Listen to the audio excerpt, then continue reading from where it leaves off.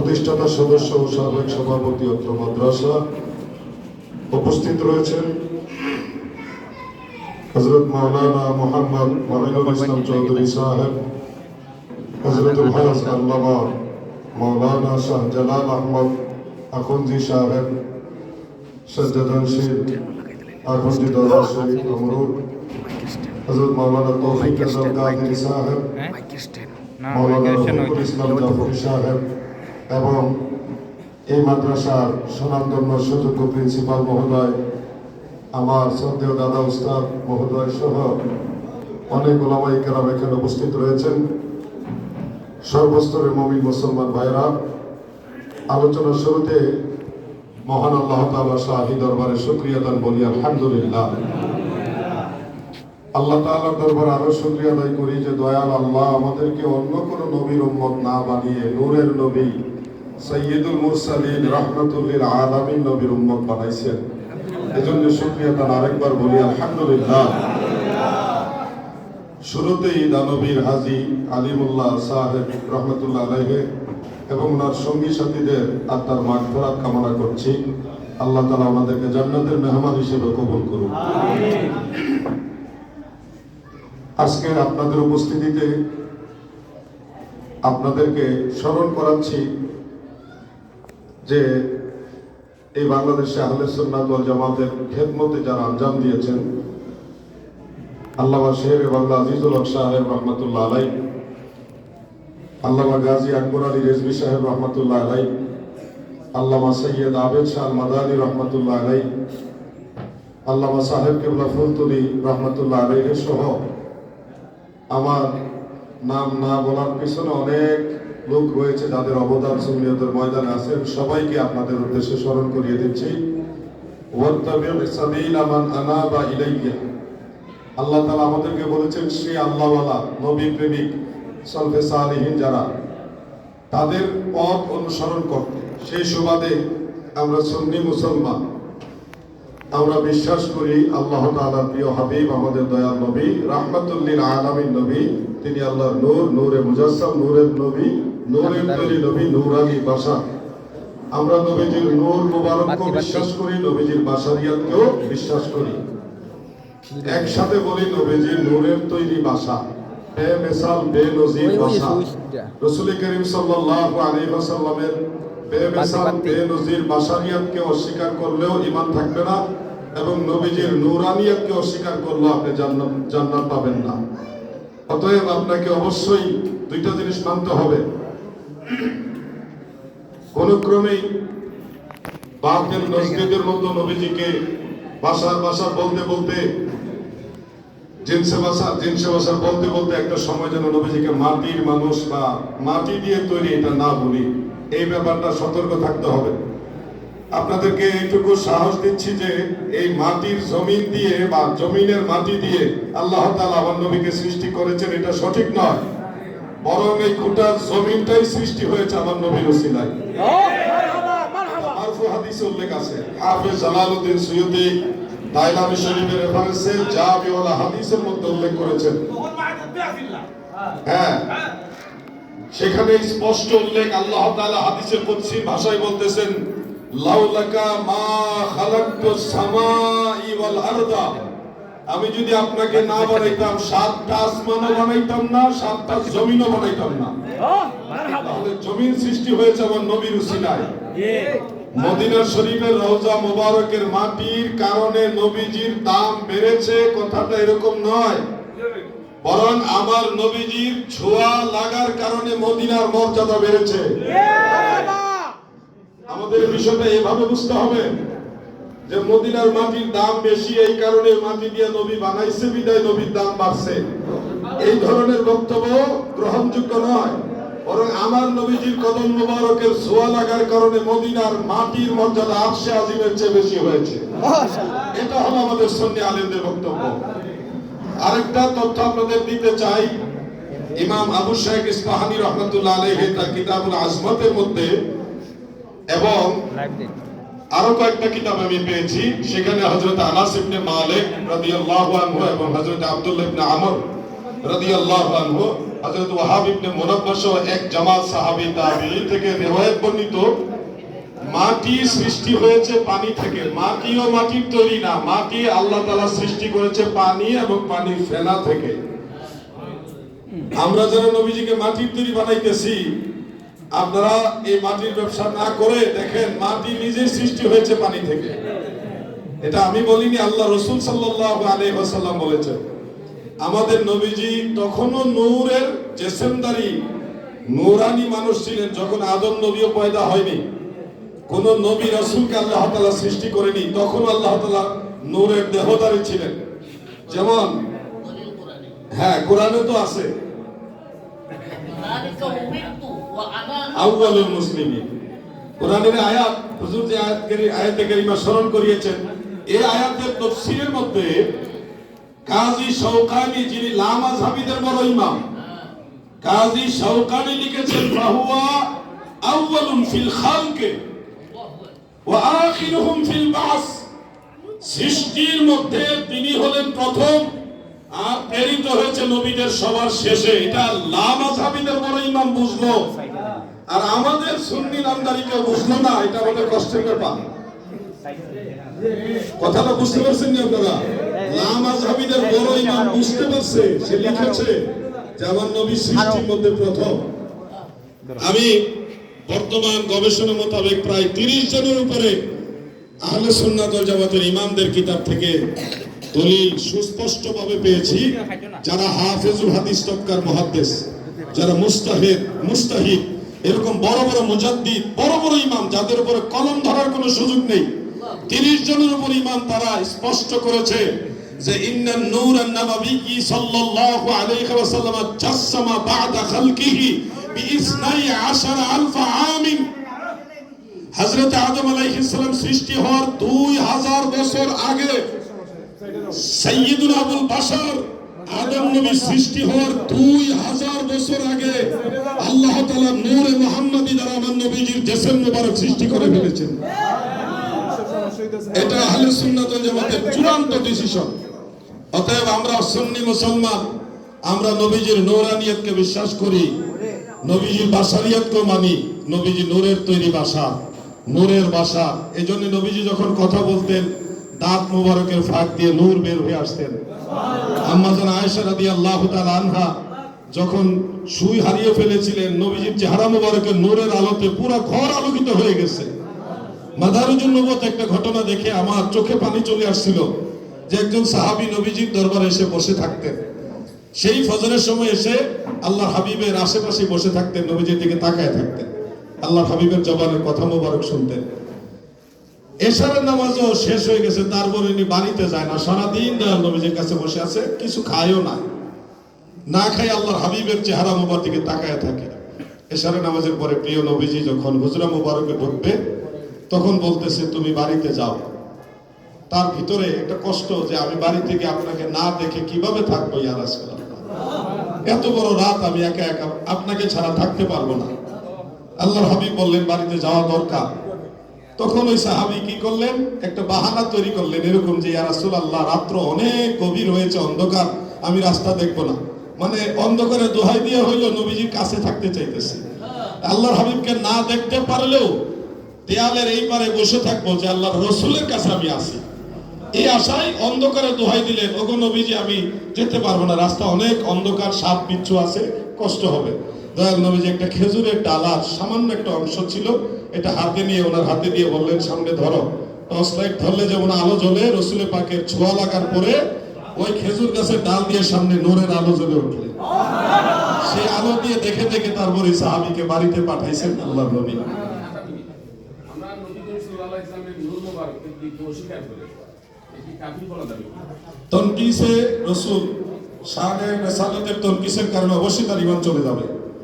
কারণ এখানে নবীজির নূর মুবারক অস্বীকারের পিছনে মূলত আল্লাহ রাসূলের সম্মানকে হেয় করাটাই হলো লুকায়িত।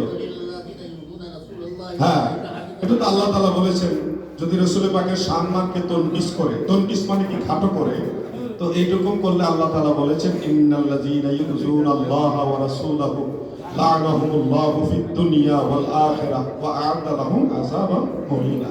কিন্তু কোরআনের আয়াত।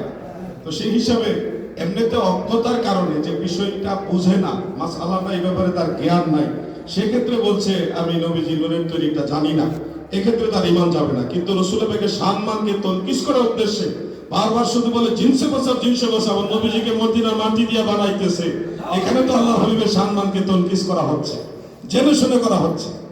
এই জন্য না জেনে একটা বলা এক মাসআলা, জেনে শুনে তনকিস করাটার মাসআলা হলো আরেকটা। এখানে আমাদের সতর্ক থাকতে হবে।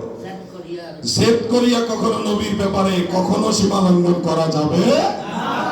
যার কারণে জগত সৃজন রে দেখো, চন্দ্র সূর্য তারা শূন্য ভরে, আসে অচল নিশ্চল ধরা ধরে, নবী পদবিনে ভাব সবে মিশে। আল্লাহ রসুলের ব্যাপারে কোনো ধরনের কনসিডার চলবে না। প্রিয় নবীজি এত সুন্দর ছিলেন, সাহাবায়ে কেরাম তাকিয়ে থাকতেন। নবীজির নূর মুবারকের বরকত ফজিলত এত বৃহৎ এবং আজিম ছিল, যেটা অতুলনীয়, বেমিসাল, বেনজির ছিল। সেই নূর নবীজির নূরানিয়তকে যেন আমাদের অন্তরে সব সময় জায়গা দিয়ে রাখতে পারি, নবীজির নূরানিয়তকে যেন কখনো ভুলে না যাই, আল্লাহর হাবিবের নূরানিয়তকে যেন কখনো ভুলে না যাই। এই জন্য আজকে এই মিটিংয়ে নূর নবী সাল্লাল্লাহু আলাইহি ওয়াসাল্লাম আমাদের একটা দারুল কেরাত ঘোষণা করা হচ্ছে। নবীজি নূর, এটা যারা বিশ্বাস করেন সুন্নি মুসলমান, আপনারা মাটির ব্যবসা যারা করে তাদের দারুল কেরাতে না গিয়ে নূরের নবীর পক্ষে যে দারুল কেরাত, এটার মধ্যে আপনারা সহযোগিতা করুন। আমি ইনশাআল্লাহ এই নূর নবী সাল্লাল্লাহু আলাইহি ওয়াসাল্লাম দারুল কিরাত ট্রাস্ট যেটা করা হয়েছে, এই ট্রাস্টের গোলামিতে খেদমতে আসি এবং পৃষ্ঠপোষকতার মধ্যে ইনশাআল্লাহ আসি। আপনারা এই অঞ্চলে অলরেডি 6টা কেন্দ্র আমরা আজকে পেয়ে গেছি, আরো কয়েকটা কেন্দ্র আমরা পাবো। আমি ব্যস্ততার কারণে এতটা খেয়াল করতে পারিনি, তবে রংপুরে নীলফামারীতে, এরপরে এদিকে ঝিনাইদহ এবং কুষ্টিয়া, বরিশালে, আমি বিভিন্ন এলাকা আমার যতটুকু সম্ভব হয় সব জায়গায় আমি একটা একটা করে সেন্টার দেওয়ার চেষ্টা করব। ইনশাআল্লাহ আমি পারবো, আপনারা দোয়া করুন। নূর নবীর নূরের আলো সারা বাংলায় ছড়িয়ে দিতে চাই কি চাই না? আপনাদের সহযোগিতা লাগবে। প্রত্যেক আলেম ভাইরা যার যার এলাকায় একটা দারুল কেরাত এই সেন্টার খুলে ফেলেন। নূরের নবীর পক্ষে যারা আছে, মাটির ব্যবসা করার কোনো চান্স নাই, মাটির ব্যবসা করার।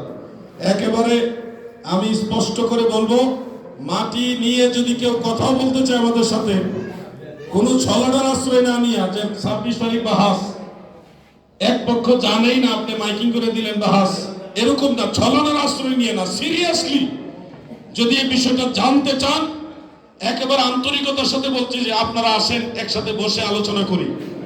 আমরা যদি বুঝাইতে না পারি, আপনার সাথে মাটির ব্যবসা চলে যাব। আর যদি দলিল দিয়ে আমরা প্রমাণ করতে পারি রাসূল পাক নূর, তাহলে আপনাদেরকে ওয়েলকাম জানাচ্ছি। বসেন শান্তিপূর্ণভাবে। ওই নীলফামারীর কুড়িগ্রামের নাগেশ্বরীর কওমি আলেমদের থেকে হইলে শিক্ষা দেন যে তাদের মধ্যে ভদ্রতা আছে। তারা যদি আমাদের মুখালিফ, কিন্তু তাদের মধ্যে ভদ্রতা আছে। ওই রকম ভদ্রতা নিয়ে বসেন। আমাদের বেশি সময় লাগবে না, আধা ঘন্টা টাইম দেন, আপনাদেরকে নূরের দলিল নিয়ে প্রয়োজনে খবর দেওয়া হবে ইনশাআল্লাহ।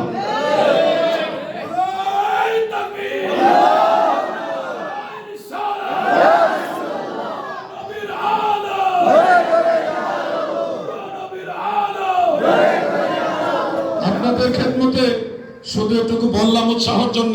যদি আলোচনার পরিবেশ হয়, আমাদের পক্ষ থেকে দরজা খোলা আছে। আমরা সংঘাত চাই না, নূরের পক্ষে আমরা কথা বলতে প্রস্তুত আছি। মাটির ব্যবসা করার কোনো চান্স নাই, যেখানে আমরা নিজেরাই মাটির তৈরি না। আমরা যারা আছি, আমরা কেউ মাটির তৈরি না। কিন্তু আল্লাহ তাআলা কোরআনে বলেছেন, সুম্মা জাআলা নাসলাহু মিন সুলালাতিন মিন মাইম মাহিন। বনি আদম যারা আছেন আপনারা, আমরা যারা আগে ছিল, ভবিষ্যতে যারা আসবো, সমস্ত বনি আদম যার যার পিতামাতার শুক্রাণু ডিম্বাণু থেকে তৈরি, পানি থেকে তৈরি। ওয়া হুয়াল্লাযী খালাকা মিনাল মাই বাশারা, বাশার বানাইছে আল্লাহ মাউন, মানে পানি থেকে মানুষ। আমরা পানির তৈরি, নুতফার তৈরি। আপনি যদি বলেন নুতফা রক্ত থেকে আসে, রক্ত খাবার থেকে আসে, খাবার হ্যাঁ, তারপরে ফল ফসলাদি এগুলো থেকে আসে, এগুলি গাছ গাছালি বৃক্ষ তরুলতা থেকে আসে, সেগুলি আবার মাটি থেকে হয়। তাহলে মূলত মাটির তৈরি।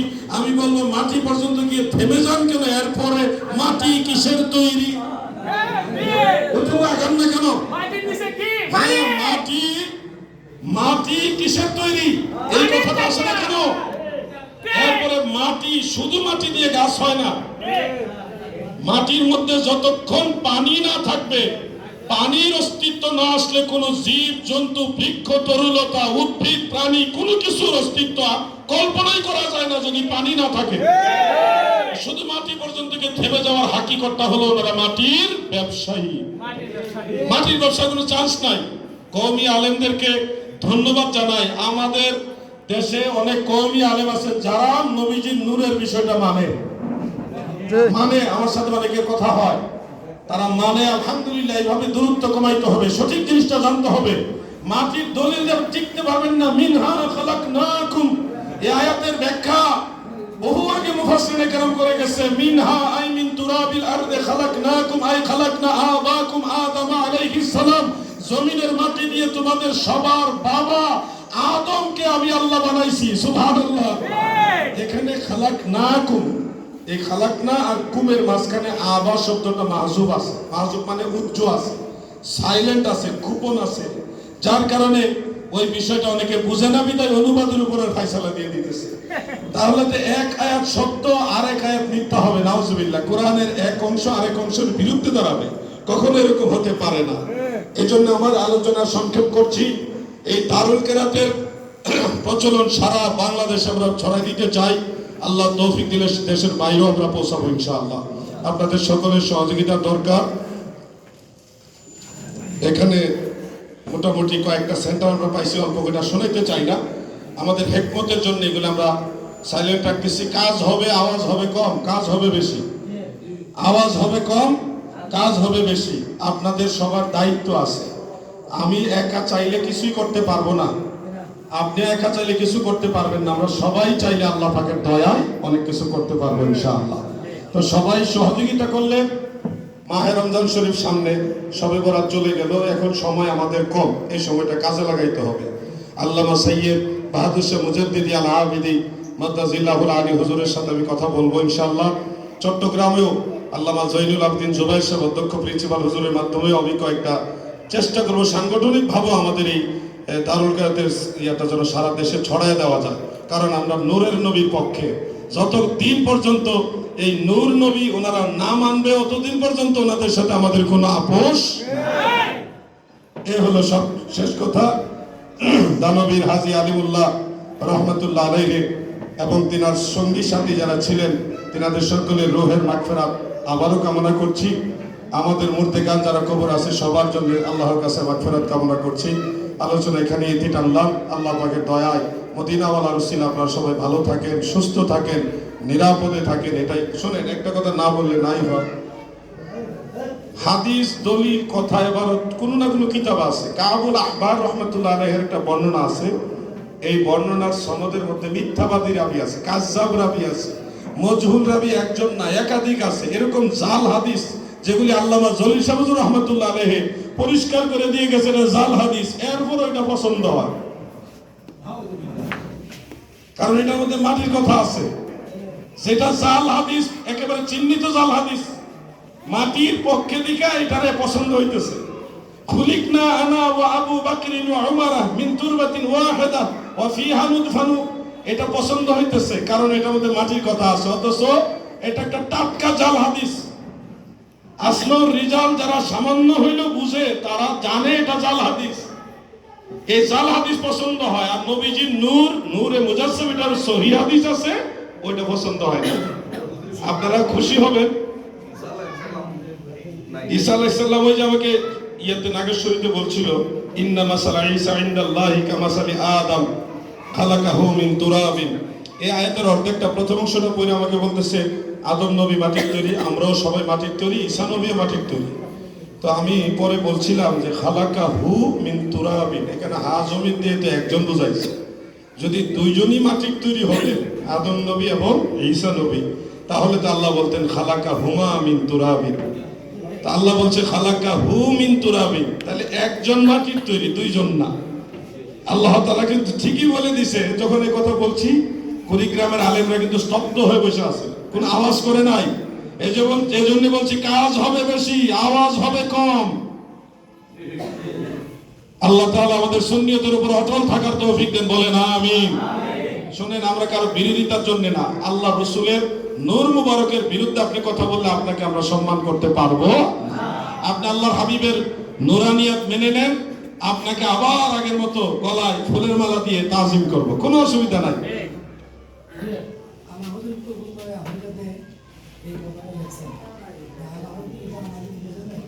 ধন্যবাদ। আলা হযরত ফতোয়া আফ্রিকার মধ্যে ওই হাদিসটা আনছেন, এই খুলিকনা আনা ওয়া আবু বকরিন ওয়া উমারা মিন তুরবাতিন ওয়াহিদা ওয়া ফিহা নুতফান। হযরত ইবনে মাসউদ রাদিয়াল্লাহু আনহু riwayatটা আলা হযরত আনছেন। এটার মূল বর্ণনাকারী হলেন ইমাম খতিবে বাগদাদি রাহমাতুল্লাহ আলাইহি তার তারিখের মধ্যে।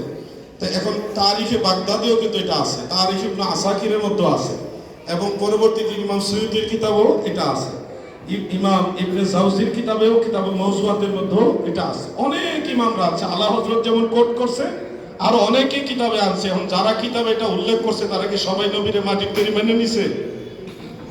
জাল হাদিসগুলি কোনো না কোনো কিতাবে আছে, দেখতে হবে এই হাদিস সম্পর্কে ওনার অভিমত কি, ওনার মন্তব্য কি। আলা হযরত নবীজির নূর প্রমাণের জন্য 3টা রাসালা লিখে গেছেন, 3টা আমার কাছে আছে।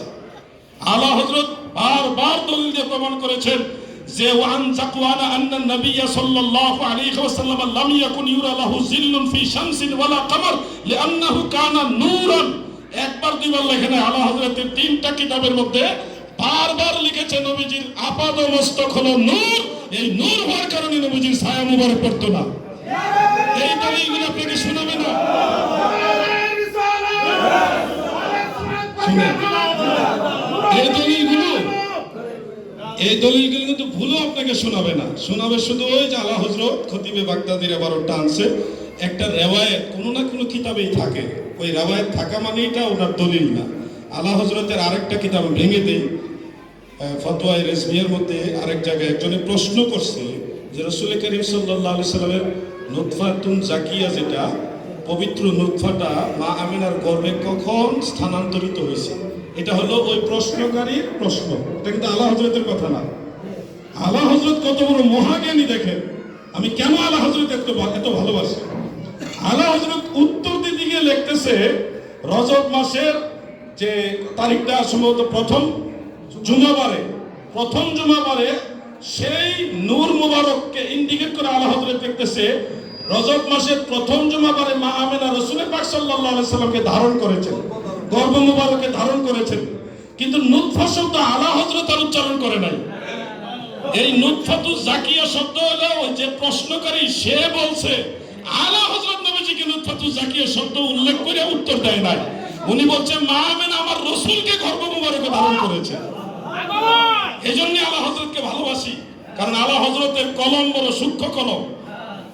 আলা হযরত ঈমান আকীদার ব্যাপারে কখনো কাউকে কোনোদিন ছাড় দেয় নাই। আলা হযরতকে আমি সিলসিলাগতভাবে আলা হযরতের সিলসিলাম না, তারপর আমি আলা হযরতকে বড় বড় কথা বলি। আলা হযরত আশিকে রাসূল, কোনো সন্দেহ নাই। সবসে আওলা আলা হামারা নবী, সবসে ভালা আলা হামারা নবী। এই বিষয়গুলি আমাদের সাথে যদি বসে আধা ঘন্টার মধ্যে ফয়সালা হয়ে যাবে ইনশাআল্লাহ, কিন্তু বসবে না, তারিখ নিয়ে যে কোনো ছলনা আশ্রয় নেবে। আপনাদের একটুকু বলি, নবীজির নুরানিয়াতের পক্ষে আলা হযরত গজলও লিখে গেছে। নবীজির নূরের ব্যাপারে আলা হযরত অনেকগুলো গজলও লিখে গেছে, কিন্তু এগুলি বলবে না, আপনাকে শুধু ওইটা শোনাবে। ফতোয়া আফ্রিকা তো এটা হাদিস উল্লেখ করছে। ইমাম সুয়ুতি তো নবীজিকে নূরের তৈরি মানছে, কিন্তু ইমাম সুয়ুতি তো ওই হাদিস উল্লেখ করছে। হাদিস উল্লেখ করলে এটার পক্ষে হয়ে যায়। আমার লেখা নূরে মুজাসসাম কিতাবের মধ্যেও আমি এই হাদিসটা আনছি। এখন আমি কি তাহলে নবী মাটির তৈরি পক্ষে? আমি তো নবী মাটির তৈরি পক্ষে না। কিতাবে একটা হাদিস উল্লেখ করলে কি তোর পক্ষে হয়ে যায় নাকি? এটা যাচাই বাছাই হয়ে চূড়ান্ত একটা রায়ের মাধ্যমে যে আমার চূড়ান্ত মন্তব্য কি, ওইটার উপর। আলা হযরত নবীজিকে নূর মানছে, এবং নুরানি জেসেম মুবারকের ছায়া ছিল না, এটাই প্রমাণ করছে। আল্লাহ তাআলা সবাইকে বোঝার তৌফিক দেন, আমিন। যেহেতু আমাদের আজ অনেকে রোজা রাখছেন, ইফতারের সময় সমাগত, এই জন্য আর সামনে এগোচ্ছি না। এখন আমার আলোচনা শেষ করলাম। প্রিন্সিপাল হুজুর তিনি মিলাদ শরীফ সহ মোনাজাতের দিকে এগিয়ে যাবেন। আচ্ছা, আপনারা বসেন। এখানে তার